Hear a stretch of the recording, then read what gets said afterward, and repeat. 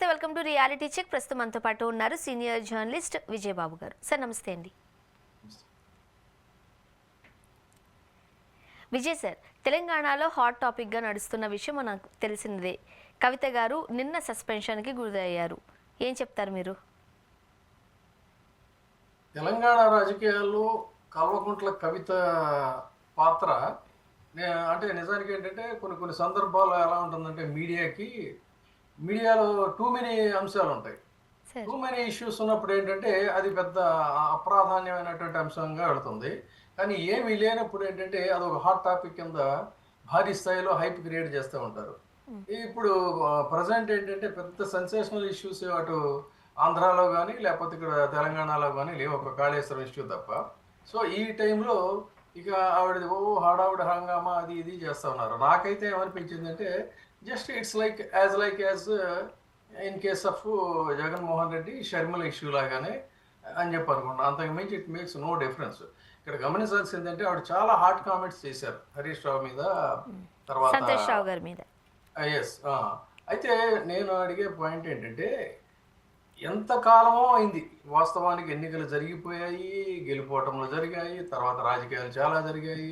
ఇన్ని రాజకీయాలు జరిగిన తర్వాత ఆవిడ కొత్తగా ఇప్పుడేదో నిన్న మొన్న ఏదో జరిగినట్టుగా ఇప్పుడు ఎందుకు ప్రస్తావిస్తున్నారు?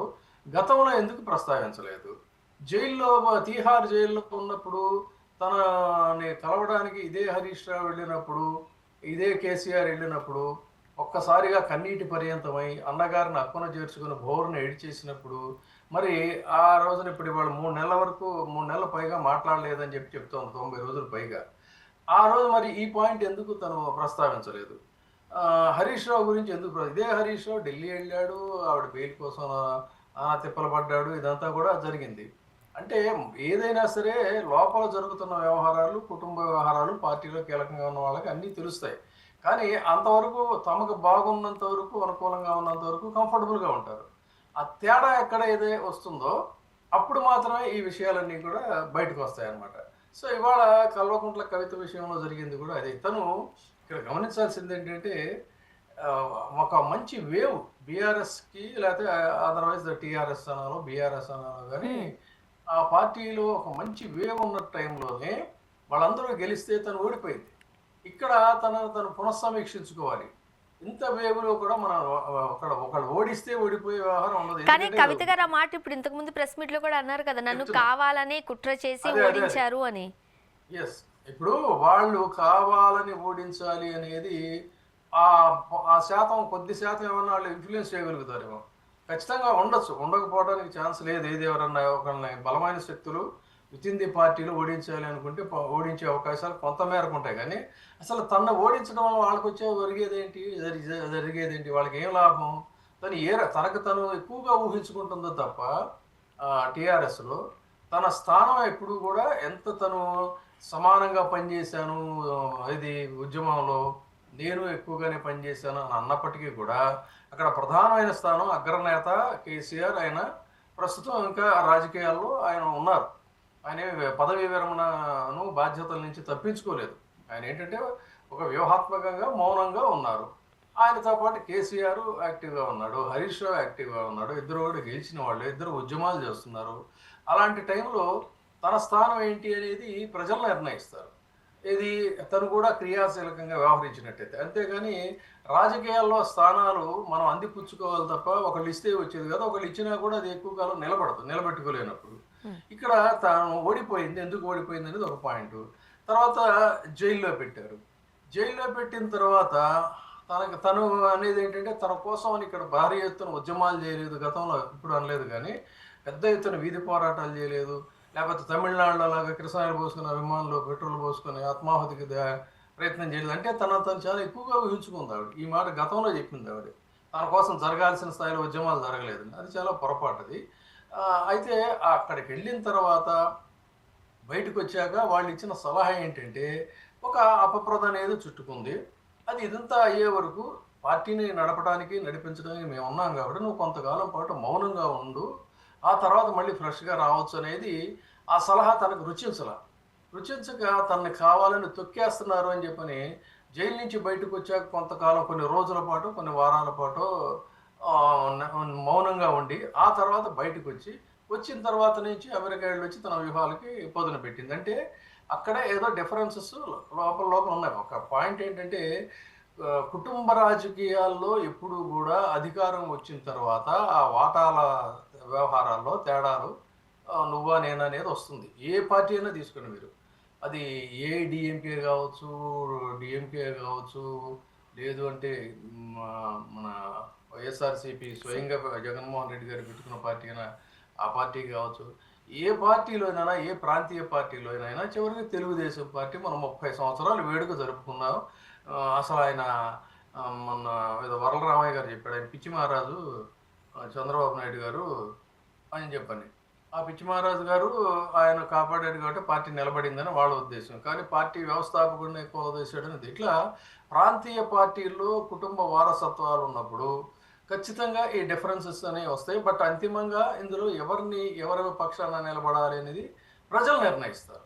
కాబట్టి ఇప్పుడు ఈ టైంలో ఈ తరుణంలో వాస్తవానికంటే మనమే ఒక పార్టీని సపోర్టింగ్గా మాట్లాడతారు. We are analysing the present current scenario in Telangana. ఈ and about the BRS party అధికారం కోల్పోయి తిరిగి అధికారం కోసం అని చెప్పని తిప్పలు పడుతూ ఉద్యమాలు చేస్తూ ఒకవైపు వచ్చిన ఆరోపణలని ప్రాజెక్టుల్లో అవినీతి లాంటి ఆరోపణలు ఎదుర్కోవడానికి తీవ్రంగా ఒత్తిడికి గురవుతున్న నేపథ్యంలో ఆవిడ బయటకు వచ్చి 4 రాళ్లు విసరటం అనేటువంటిది నిజంగా వాళ్ళ తండ్రి గారి పట్ల ఆ పార్టీ పట్ల అభిమానం ఉంటే ఎవరు కూడా ఆ పని చేయరు. కేవలం తన అస్తిత్వాన్ని కాపాడుకోవడం కోసం తన కొత్త ఎజెండాని రూపొందించడానికి దీన్ని ఆయుధంగా తీసుకుంది తప్ప ఎటువంటి పరిస్థితుల్లో కూడా మరొకటి కాదు అని అయితే చెప్పవచ్చు. దీనివల్ల ఆ పార్టీ హరీష్ రావు నష్టపోడు, ఎవరు ఒకళ్ళు నష్టపోవడం అనేటువంటిదే జరిగితే యావత్తు పార్టీ నష్టపోతుంది తన తండ్రి గారితో సహా.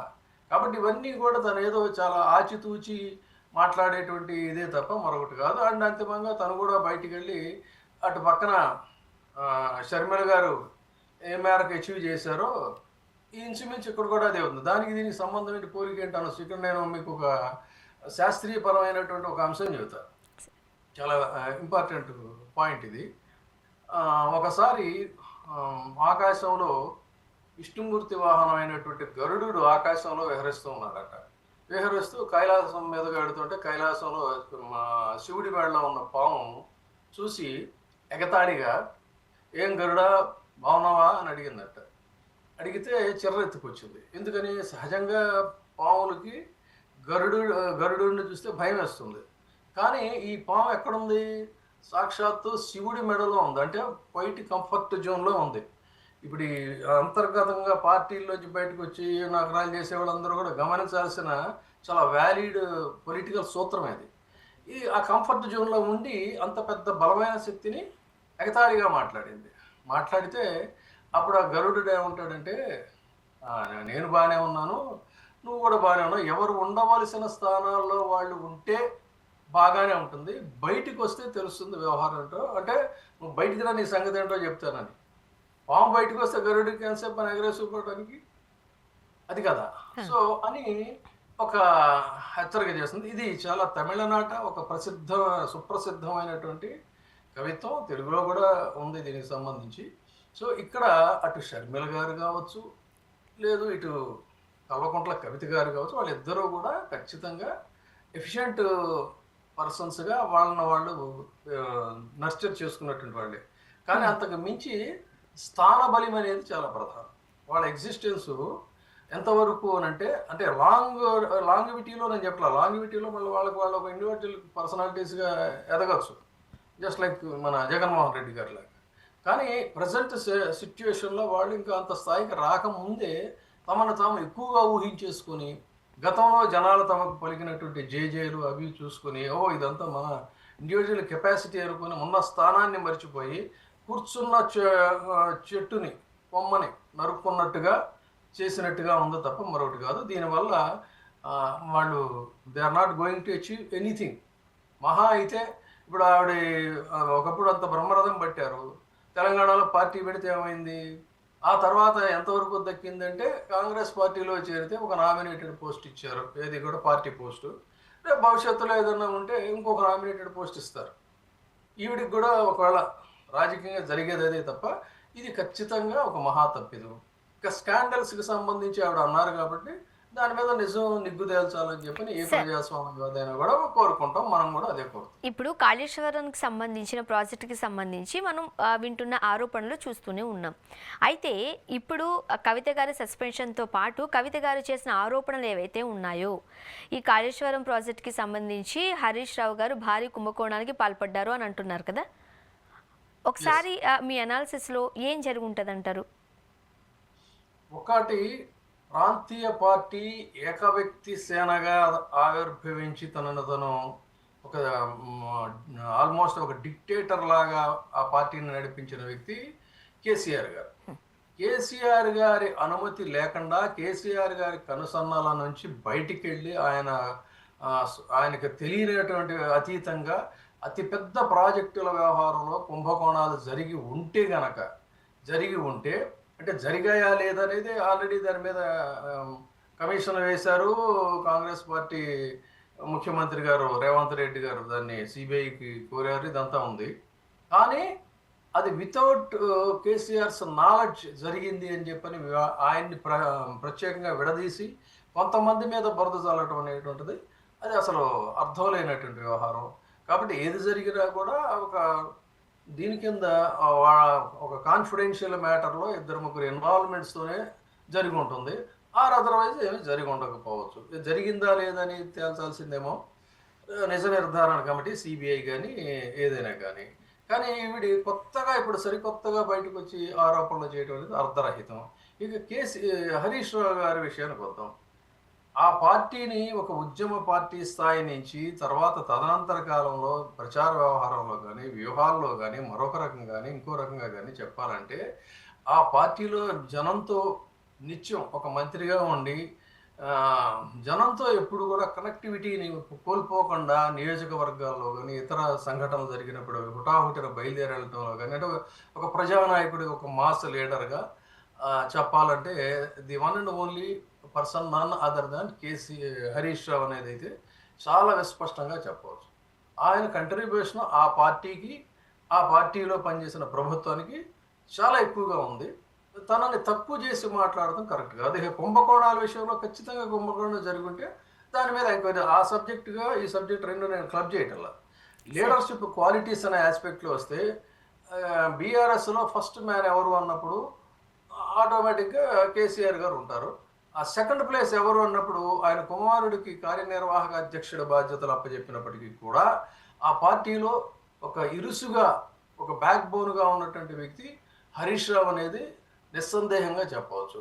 ఆ తర్వాత ఇటీవల కాలంలో వాళ్ళ ఫాదర్ కొంత సైలెంట్గా ఉన్నా కొంత మేరకు గతంలో కంటే కూడా ఎదిగాడు, ఇంప్రూవ్ అయ్యాడు అనేటువంటి ఇది కేసీఆర్ నుంచి కేటీఆర్ కూడా కొంత ఇదయ్యాడు. వాళ్ళతో పోల్చుకున్నప్పుడు వాళ్ళందరికంటే కూడా తన శక్తిమంతురాలని తనకు తను అనుకోవచ్చేమో కానీ తనకు అంత స్థానం లేదు. ఫస్ట్ అండ్ ఫార్మోస్ట్ ఏంటంటే స్థానిక ఎన్నికల్లో ఒక వేవ్ ఉన్నప్పుడే ఓడిపోయినటువంటి విషయాన్ని గమనించాలి. తర్వాత ఒక మాస్ లీడర్ ఎప్పుడు కూడా టీఆర్ఎస్లోనూ బీఆర్ఎస్లోనూ జనాలకి ఏదైనా కష్టం వస్తే చెప్పుకోవడానికి అందుబాటులో నిత్యం ఉదయం 7 గంటల నుంచి కూడా అందుబాటులో ఉండేటువంటి నాయకుడు హరీష్ రావు అని చెప్పని అంటారు. కాబట్టి ఇక ఆయన్ని తక్కువ చేసి మాట్లాడటం అనేది ఆవిడకి ఏదో వ్యక్తిగతమైనటువంటి వైషమ్యాలే కావచ్చు. సో ముఖ్యంగా ఈ ఇష్యూ తర్వాత కుటుంబం ముక్కలైపోయింది. ఇప్పుడు అన్నకి చెల్లెలికి పడట్లేదు, తండ్రికి కూతురికి పడట్లేదు, ఇంకా బీఆర్ఎస్ పార్టీకి సంబంధించి కుటుంబమే చీలికి వచ్చేసింది రాజకీయాలలో అని పక్క మాట్లాడుకుంటున్న తరుణంలో కవిత గారు, రామన్న చాలా క్లియర్గా మనం చూసాం, కుటుంబాన్ని వేరు చేసి కావాలనే నన్ను బయటకు పంపించారు, పార్టీని హస్తగతం చేసుకుందాం అనుకుంటున్నారు హరీష్ రావు గారు. సో నేను బలైపోయినట్టు నువ్వు కూడా బలవకు, నువ్వు జాగ్రత్తగా ఉండు అని చెప్పి ఒక హితబోధ చేశారు చెల్లిగా. సో దీని అర్థం అన్నగారన్నా తండ్రి గారన్నా సాఫ్ట్ కార్నర్ ఉన్నట్టేగా. తన కోపం అంతా హరీష్ రావు గారు, సంతోష్ గారు అయి ఉండొచ్చుగా. అదే అంటే ఆవిడ వ్యూహం మార్చుకుంది. ముందుగా ఎక్కువ పెట్టింది ఎవరి మీద? కేటీఆర్ మీదే. మనం ఇటీవల కాలంలో జరిగిన పరిణామాలు, జైలు నుంచి బయటకు వచ్చిన తర్వాత జరిగిన పరిణామాలు కనుక ఒకసారి పరిశీలిస్తే ముందు కినుక వహించింది అన్నగారి మీదే కినుక వహించారు. తర్వాత ఇప్పుడు లేటెస్ట్గా ఏమైందంటే అది ఇటు మారింది. అంతే ఇద్దరు బావల మీదకి తన కోపాన్ని మళ్లించింది. కానీ ఒకవేళ నిజంగా అన్నగారితో రామన్నతో కనుక రామన్న పట్ల రామన్న భవిష్యత్తు పట్ల అంత కన్సర్న్ కనుక ఉంటే మరి 92 రోజులుగా ఎందుకు మాట్లాడడం లేదు? ఒకవేళ తను ఏదైనా కూడా తనుగా వెళ్ళి అన్న అది కాదన్నా ఇది జరుగుతుందని మాట్లాడొచ్చు, సార్ట్అవుట్ చేసుకోవచ్చు కదా. కాబట్టి ఇవి స్టేట్మెంట్స్ కింద బాగుంటాయి అంతే. మరీ ముఖ్యంగా ఇప్పుడు ఇంత పెద్ద ఎత్తున తన ఆరోపణలు చేసి ప్రెస్ మీట్ పెట్టి మాట్లాడుతున్నారు అని అంటే హరీష్ రావు గారికి సంబంధించి సంతోష్ రావు గారికి సంబంధించి బలమైన సాక్ష్యాధారాలు లేకుండా మాట్లాడుతున్నారా కవిత గారు? ఇది కూడా ఒక క్వశ్చన్ మార్క్ అయిందిగా. ఇప్పుడు ఇన్సైడ్ ఏం జరుగుతుంది అనేటువంటిది ఖచ్చితంగా ఆవిడ నాలెడ్జ్లో ఉండే ఉంటుంది. లిక్కర్ కుంభకోణంలో ఏం జరిగింది అనేది హరీష్ రావుకి తెలుస్తుంది. అట్లాగే ప్రాజెక్టుల్లో ఏం జరిగింది అనేటువంటి విషయం కవిత గారికి తెలుస్తుంది. దీన్ని కాదని ఎవరు అంటారు? డెఫినెట్గా. కాకపోతే ఇప్పుడే ఇంత లేటెస్ట్గా ఈ టైంలో బయటకు వచ్చి చెప్పడం అనే దాని మీదే మన యొక్క ప్రశ్న. ఇన్నాళ్ళు మీరు నిజంగా అంత కన్సర్న్ ఉంటే తెలంగాణ గడ్డ గురించి, తెలంగాణ బిడ్డగా ఇప్పుడు ఎందుకు మాట్లాడుతున్నారు? మాట్లాడాల్సిన తరుణంలో మాట్లాడేది కమిషన్ వేసి ఎంతకాలం అయింది, ఎప్పటి నుంచి ఇష్యూ నలుగుతూ ఉంది. ఆ రోజే కనుక మీరు బయటకు వచ్చి ఇదిగో ఇది జరిగింది, ఇవి ఆధారాలు అన్నట్టయితే శభాష్ నిజమైనటువంటి తెలంగాణ బిడ్డ అని చెప్పని అప్పుడు జనం జేజేలు కొట్టుండేవాడు. ఇప్పుడు కేవలం అస్తిత్వం కోసం జరుగుతున్న పోరాటానికి ఇవి కేవలం ఆరోపణాస్త్రాలు మాత్రమే అంతే. సరే, ఇప్పుడు ఇదంతా ఒక వర్షన్ అయితే బీఆర్ఎస్ వాళ్ళ వర్షన్ కూడా వేరే ఒకటి ఉండింది. కావాలనే కవిత గారు చాలా పెద్ద ప్లాన్తో ఇవన్నీ చేస్తున్నారు, త్వరలోనే కొత్త పార్టీ పెట్టబోతున్నారు, సీఎం కావాలనే ఒక అజెండాతో కవిత గారు ఉన్నారు, ఖచ్చితంగా సీఎం పదవి కోసం ఆ కుర్చీ కోసం నేనేం తక్కువ కాదు అనే ఉద్దేశంలో కవిత గారు ఉన్నారు. ఇవి కూడా మనం బయట నుంచి వింటున్న మాటలు. అయ్యే ఆస్కారం ఉంది అంటారా? నేను ఇందాక పాము గరుడు రూపంలో కథా రూపంలో నేను చెప్పింది అదే కదా. తనను తాను ఎక్కువగా ఊహించుకుంటా ఉంది. తన స్థాన బలం అంటే ఇప్పుడు ఒకటి ఇక్కడ పరిశీలిద్దాం. తెలంగాణలో ప్రధానంగా గతంలో 2 వర్గాల బలంగా ఉన్నాయి, ఇప్పుడు 3 వర్గాల బలంగా ఉన్నాయి. గతంలో తెలంగాణ ఇచ్చిన పార్టీ కాంగ్రెస్ పార్టీ అనేటువంటి దీంతో చిరకాలం ఈ రాష్ట్రాన్ని పాలించినటువంటి పార్టీగా ఆ పార్టీలో బలమైనటువంటి నాయకులు ఉన్నారు, స్థానికంగా వాళ్ళకి ఓట్ బ్యాంక్ ఉంది. సో తెలంగాణ ఇచ్చింది, తెలంగాణ ఇచ్చిన రాష్ట్రం అనేటువంటి దీంతో కాంగ్రెస్ పార్టీ బలంగా ఉంది. మనం గతంలో ఛాన్స్ ఇవ్వలేకపోయాం, ఈసారి ఇద్దామని చెప్పని ఇచ్చారు. ఏంటంటే anti incumbency ruling party 2 terms చేసింది కాబట్టి బీఆర్ఎస్. అయితే అదే క్రమంలో ఈ 2 సంవత్సరాలు పాలించి ఉద్యమ పార్టీగా అవతరించి 2 సార్లుగా అధికారాన్ని కైవసం చేసుకున్న బీఆర్ఎస్ను చూసుకున్నట్లయితే ఆ పార్టీలో కూడా చాలామంది బలమైనటువంటి నాయకులు ఉన్నారు, సాక్షాత్తు ఆ పార్టీ వ్యవస్థాపకుడితో సహా. అప్పుడు అంటే ఇక్కడ అర్థం ఏంటి? ఓట్ బ్యాంక్ అనేటువంటిది చాలా విస్పష్టంగా మాసెస్ చీలిపోయి ఉన్నారు. తర్వాత బీజేపీ బలోపేతమైంది. బీజేపీ ఎందుకు బలోపేతమైందంటే అంచెలంచెలుగా జాతీయ స్థాయిలో బీజేపీ జాతీయ పార్టీగా ఆవిర్భవించడం కావచ్చు, కాంగ్రెస్ పార్టీ మీద ఉన్న వ్యతిరేక ధోరణులు, తర్వాత హిందూ కార్డు ఇక్కడ కొన్ని సెగ్మెంట్స్లో ఉన్నటువంటి ఇది, ఇట్లా రకరకాల కాజెస్తో ఆ పార్టీ కూడా బలం పంచుకుంటుంది. అంటే ఇక్కడ ఏమైంది? ఓటర్స్ మొత్తంగా డివైడ్ అయిపోయారు. సో ఈవిడి డివైడ్ చేసుకోవాల్సిన మాసెస్ ఎందులోంచి డివైడ్ చేసుకోవాలి? కేసీఆర్ అంటే వీరాభిమానం ప్రదర్శించేటువంటి తెలంగాణవాదుల నుంచి బీఆర్ఎస్ పార్టీకి అంకిత భావంతో పనిచేసేటువంటి సైనిక శక్తులు. ఇప్పుడు ఎవరో ఒకడు అవాగులు చవాగులు వెళ్తే కేసులకు కూడా భయపడకుండా వెళ్ళి దాడి చేశారే, అలాంటి శక్తులు ఉంటాయి ఉద్యమ పార్టీలో. అందులో నుంచి తను చీల్చుకోవాలంటే ఏంటి? తనకి ఆ పార్టీలో ఉన్న కేసీఆర్ కన్నా, ఆ పార్టీలో ఉన్న హరీష్ రావు కన్నా, ఆ పార్టీలో ఉన్న కేటీఆర్ కంటే కూడా తన పట్ల ఎక్కువ అభిమానం ఉండాలి, వాళ్ళకంటే ఎక్కువ ఇమేజ్ కలిగి ఉండాలి. ఉంటే అందులోంచి ఒక వర్గాన్ని బయటికి లాగలుగుతారు. అంతే తప్ప తను కొత్తగా ఎవరు వస్తారు చెప్పండి? కొత్తగా సమీకరించుకునే వర్గం ఏముంటుంది? ఏదో బీసీ అని కొత్తగా ఒక రాజకీయ ఛద్మవేషధారిలాగా ఒక ముసుగు వేసుకుంటే బీసీలందరూ పొలవం అనుకుంటూ వస్తారా? రారు కదా. కేవలం రావాల్సిందేంటి? ఆ గ్రూపులో ఉన్నటువంటి వాళ్ళనే తను బయటికి లాగాలి. అంత శక్తి మరి తనకు ఉందా అని తను డిసైడ్ చేసుకోవాలి. సాధారణంగా ఇక్కడ అన్నా చెల్లెళ్ళ గొడవ చూసేసరికి తెలంగాణలో ఆబ్వియస్లీ ఏపీ వైపు ప్రతి ఒక్కరి చూపు వెళుతుంది. అటు జగన్మోహన్ రెడ్డి గారు అలానే షర్మిల గారి మధ్య కూడా ఇట్లానే నడిచింది అని. ఇప్పుడు ఎప్పుడైతే సస్పెండ్ అయ్యిందో ఇటు షర్మిల గారు అటు కవిత గారు ఒకే థ్రెడ్ మీద నుంచున్నట్టుగా చూస్తూ ఉన్నారు. అక్కడ అన్నను కాదనుకుని వెళ్ళిపోయిన షర్మిల గారు ఫ్యూచర్ ఆశించినంత ఆశాజనకంగా అయితే లేదు. రేపు నెక్స్ట్ ఏం జరుగుతుందో కూడా తెలియని పరిస్థితుల్లో ఉన్నారు. ఇప్పుడు నెక్స్ట్ కవిత గారు ఫ్యూచర్ కూడా అదే అయ్యే అవకాశాలు ఉంటాయి. ఇప్పుడు మీరు అన్నట్టుగా ఎక్కువగా ఊహించుకున్నారు అని అంటున్నారు కదా. సో కవిత గారు తొందరపడ్డారు, తప్పు చేశారు అని కొంతమంది వాదన. ఈ కంపారిజన్ మీరేమంటారు? నేనే చెప్పా కంపారిజన్. మళ్ళీ మీరు అడిగిన ప్రశ్న అడుగుతున్నారు. నేను ఒక నట్షల్లో పాము గరుడు అనేటువంటి పోలికతో ఒక నట్షల్లో చెప్పా ఈ రెండు పోలికల్ని కూడా. ఇది చాలా వ్యాలిడ్ సూత్రం అన్నమాట. ఇది చెప్పాలంటే దాన్ని కరెక్ట్గా ఆకలించుకుంటే మొత్తం అందులో జవాబులన్నీ అందులోనే ఉంటాయి.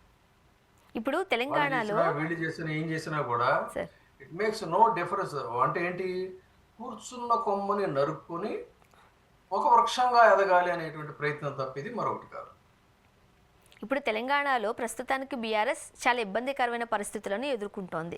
కాంగ్రెస్ మొదటి స్థానంలో ఉంది అంటుంటే బీజేపీ కూడా పుంజుకోబోతోంది. ఓ పక్క బీఆర్ఎస్లో ఇటువంటి కుటుంబ కలహాలు, అక్కడ జగన్మోహన్ రెడ్డి గారు ఓడిపోవడానికి కూడా ప్రధాన కారణంగా ఈ కుటుంబ కలహాలే. చెల్లికే న్యాయం చేయలేకపోయారు, ఇంకా తల్లినే దూరం పెట్టారు, ఇంకా రాష్ట్ర ప్రజలను ఏం చూస్తారన్న నినాదం చాలా గట్టిగా చూసాం మనం. ఇప్పుడు ఇక్కడ బీఆర్ఎస్ని కూడా అట్లాగే చూసే పరిస్థితి ఏమైనా కనిపిస్తుందా? ఇప్పుడు బీఆర్ఎస్కి ఏమైనా ఇబ్బందికరమైన పరిస్థితులు ఫ్యూచర్లో ఉంటాయంటారా? బీఆర్ఎస్కి ఇబ్బందికరమైన పరిస్థితులు ఆమె నాయకత్వం లేమి వల్ల, ఆమె బయటికి వెళ్ళిపోవడం వల్ల కించిత్తు ఉండదు. ఓన్లీ బీఆర్ఎస్కి ఇబ్బందికర పరిస్థితులు ఏంటంటే ఆ పార్టీలో ఆ కుటుంబంలో కీలకంగా ఉన్న సభ్యురాలే బయటకు వచ్చి వాళ్ళ మీద చేస్తున్న అవినీతి ఆరోపణలు ఏవైతే ఉన్నాయో వాటిని డెఫినెట్గా తమకు అనుకూలమైనటువంటి ఆయుధాలుగా విపక్షాలు, రాష్ట్రంలో అధికార పార్టీ అయినటువంటి కాంగ్రెస్ వాళ్ళు మలుచుకుంటారు. కాబట్టి ఆవిడ బయట పెట్టేటువంటి అంశాల ప్రాతిపదికగా ఆ పార్టీ ఇమేజ్ అనేటువంటిది డ్యామేజ్ అవుతుంది తప్ప తనకి దానివల్ల కొత్తగా ఒరిగేదైతే ఏమి 1% కూడా ఏమి ఉండదు. అక్కడ ఆంధ్రప్రదేశ్లో జరిగింది కూడా అదే. ఆంధ్రప్రదేశ్లో జరిగింది ఏంటి, ఒకప్పుడు రాజశేఖర రెడ్డి గారి తనయ్యగా, జగన్మోహన్ రెడ్డి గారి చెల్లెలుగా జనం జేజేలు కొట్టారు, నిరాజనాలు పట్టారు. అటువంటిది అదే అన్న మీద తను ఎప్పుడైతే తిరుగుబాటు చేసి విపక్షాల యొక్క ఎజెండాని తను ఇంప్లిమెంట్ చేయటం, అంటే అక్కడ వాళ్ళు ఏదో స్టేట్మెంట్ ఇస్తారు, ఇవ్వగానే 4th మెంబర్ కింద తను కూడా వెళ్ళి దాన్ని వత్తాసుగా తన ప్రెస్ మీట్ పెట్టి ఈ రోజుకి మాట్లాడుతూ ఉంది. దాన్ని చంద్రబాబు నాయుడు గారికి భజన చేసేటువంటి మీడియా వాళ్ళు చాలా ప్రముఖంగా ప్రచురిస్తారు. అట్లా చివరికి ఒక పేపర్ టైగ్రెస్గా, very sorry to say, paper టైగ్రెస్గా మారిపోయింది. ఒకప్పుడు ఎంతో కెపాసిటీస్ ఉన్నటువంటి, ఒక ఎనర్జీస్ ఉన్నటువంటి ఒక లీడరు ఈరోజు వాట్ ఈజ్ షర్మిల గారు అని అంటే nothing but paper tigress, media tigress అంతే. సరే ఈ పరిస్థితి కూడా అంతే 4 రోజుల తర్వాత.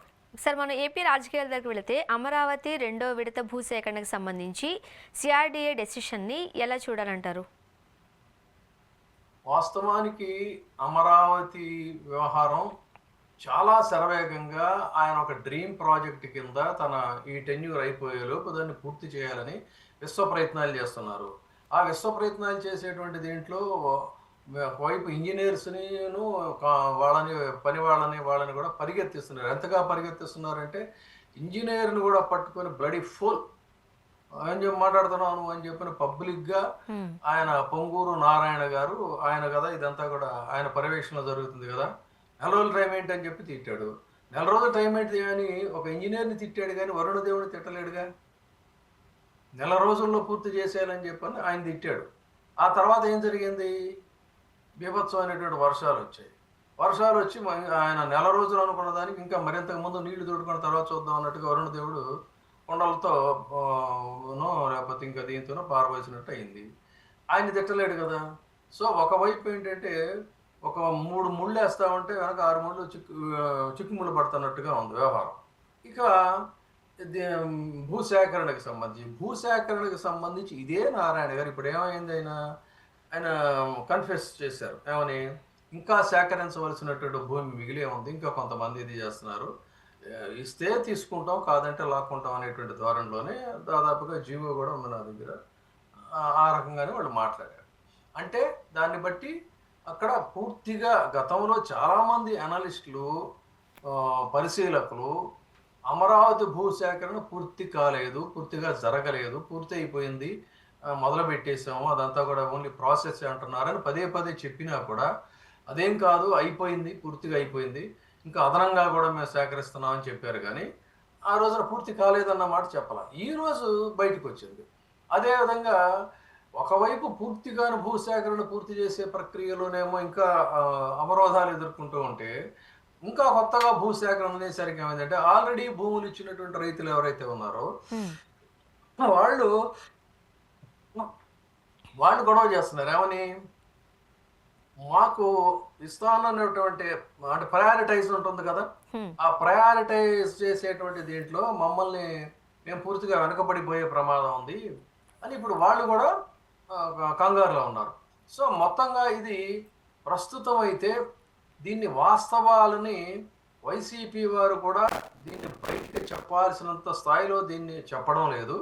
బహుశా చెప్పినా కూడా వాళ్ళ గొంతు ఏంటంటే ఏకగవాక్షం అంటారే, ఆ ఏకగవాక్షం లాగా వాళ్ళు వినిపించేటువంటి గొంతు కేవలం అటు సాక్షి మీడియాకిను లేదు అని అంటే కొంత సానుకూలంగా ఉండేటువంటి మీడియాకే పరిమితం అవుతుంది. కానీ ఇక బలమైనటువంటి మీడియా కూడా వాళ్ళ వెనకాల ఆ బలమైన మీడియా కూడా వాళ్ళకి వెనక ఉందంటే అందుకని ఈ జరుగుతున్న తంతుని బయట పెట్టట్లేదు. కాకపోతే ఇదేంటంటే మీడియా పరంగా మీరు వాస్తవాలను ఎంత అణిచిపెట్టినప్పటికీ కూడా అదేమవుతుందంటే లోపల లోపల లోపల లోపల రగులుతున్న రాక్షసి బొగ్గు బొగులుతున్న బొక్క కొండ అన్నట్టుగా ఇది ఒక్కసారిగా భగ్గుం అని చెప్పని పైకి ఇది అయ్యే అవకాశం ఉంటుంది. ఖచ్చితంగా అది వచ్చినప్పుడు మళ్ళీ ఈ వాస్తవాలన్నీ కూడా బయటకు వస్తాయి. ఇప్పుడు అయితే ప్రజెంట్ ఆల్ ఈజ్ వెల్ అన్నట్టు ఉంటుంది. ఒక్కొక్కటి ఒక్కొక్కటి అయితే ఇప్పుడు లీకులు బయటకు వస్తున్నాయి. ఇది అక్కడ జరుగుతుంది. అందుకని నేనైతే చాలా అతి తక్కువ అమరావతి గురించి మాట్లాడుతున్నాను. అంటే I know that what is going to happen అన్నప్పుడు ఓకే. ఇవాళ మనం ఏం చెప్పినా కూడా అదేదో దీనిలాగే ఉంటుంది. కాబట్టి అనవసరం. Let us wait and see కాదు సార్, అంతవరకు. ఇప్పుడు ఈ ఈ వాయిస్ అంతా జగన్మోహన్ రెడ్డి గారు ఎక్కడ వినిపించాలో అక్కడ వినిపించారు. ముఖ్యంగా ఏదైతే ఈ 1.5 ఏళ్లలో ఇప్పుడు అప్పులు ఎక్కువ చేశారని చెప్తున్నారు, 5 ఏళ్లలో చేసిన జగన్మోహన్ రెడ్డి గారు అప్పులతో కంపేర్ చేసుకుంటే ఈ 1.5 ఇయర్లో చంద్రబాబు నాయుడు గారు ఇంకా ఎక్కువ అప్పులు చేశారనేది ఒక సర్క్యులేట్ అవుతుంది. మరోపక్క ఇలా ఈ రెండో విడత భూసేకరణకు సంబంధించిన ఇష్యూస్ ఉన్నాయి. ఇలా ఇన్ని విషయాలు అసెంబ్లీలో వాయిస్ వినిపించాల్సిన జగన్మోహన్ రెడ్డి గారు అసెంబ్లీ సమావేశాన్ని బహిష్కరించడం ఎంతవరకు కరెక్ట్ అనేది ఒక క్వశ్చన్ మార్క్. అయితే ఇప్పుడు వచ్చే సమావేశాలకైనా హాజరవుతారా, అవ్వరా, డుమ్మా కొడతారా? ఇప్పుడు ఆయన అసెంబ్లీ సమావేశాలకి ఆయన ఏమన్నాడు? చాలా ఉదాహరణలు కూడా చెప్పారు. గతంలో బీజేపీకి కూడా అక్కడ సంఖ్యాబలం అనేటువంటిది కాదు, మ్యాజిక్ ఫిగర్ కాదు. ఆ మ్యాజిక్ ఫిగర్ అనేది భారత రాజ్యాంగంలో చాలా విస్పష్టంగా ఎక్కడా కూడా ఇంత పర్సంటేజ్ ఉంటేనే ప్రతిపక్ష హోదా ఇవ్వండి అనేటువంటిది ఎక్కడా లేదు. అది కేవలం ఒక కష్టం, ఒక సంప్రదాయం. ఎందుకని పెట్టారంటే ఆ సంప్రదాయం, ఫర్ ఎగ్జాంపుల్ ఇప్పుడు ఆంధ్రప్రదేశ్ అసెంబ్లీ ఉంది. ఆంధ్రప్రదేశ్ అసెంబ్లీలో జగన్మోహన్ రెడ్డి గారికి 11 సీట్లు ఉన్నాయి. అలాగే ఉభయ కమ్యూనిస్టులు కూడా కలిస్తే వాళ్ళకు కూడా ఒక 11 సీట్లే వాళ్ళకు కూటమి కింద ఫామ్ అవ్వచ్చు. లేదు మరొక కూటమిని కూడా కలుపుకుంటే 11 సీట్లు ఫామ్ అవ్వచ్చు. ఆ విధంగా ఉన్నప్పుడు ఎవరికి ప్రతిపక్ష హోదా ఇవ్వాలనేటువంటి దీనికోసం అని చెప్పని ఈ పర్సంటేజ్ సిస్టమ్ అనేటువంటిది పెట్టారు. కానీ భారత రాజ్యాంగంలో ఇంత సంఖ్యాబలం ఉంటేనే ప్రతిపక్ష హోదా ఇవ్వాలని లేదనేది పదే పదే పదే పదే చాలామంది చెప్పారు, మనబోటాలను కూడా చెప్పారు. కానీ వాళ్ళు దాన్ని వినేటువంటి స్థితిలో లేరు. ఇది పాయింట్ నెంబర్ 1. ఇక పాయింట్ నెంబర్ 2 ఏంటంటే అసెంబ్లీ సమావేశాలు అనేవి సజావుగా సాగవలసినటువంటి రీతిలో సాగలేదు. కారణం ఏంటంటే ఆ స్పీకర్ హోదా అనేటువంటిది అసలు ఇప్పుడు చిన్నపోయింది. స్పీకర్ అంటే ఏంటంటే ఎంత ఒక మేధావి, ఒక హోందాతనానికి భారత రాజ్యాంగం యొక్క గౌరవాన్ని ఇనుమడింపజేసేటువంటి వ్యక్తిగా, అదేవిధంగా ప్రజాస్వామ్య విలువలకు ఒక ప్రతీకగా అర్థంగా భాసిల్లాలి. అలాంటి వ్యక్తి నడి రోడ్డు మీద పోలీసులను పట్టుకుని మన ఓటవడం ఉచ్చరించలేనటువంటి వినలేనటువంటి పదజాలాలు వాడేటువంటి వ్యక్తిని తీసుకొచ్చి అక్కడ కూర్చోబెట్టి అలాంటి వాళ్ళని పెట్టి వాళ్ళు విన్నాం, మనం చాలా వీడియోల్లో కూడా విన్నాం జగన్మోహన్ రెడ్డి పట్ల ఏ రకమైన ఇదండి.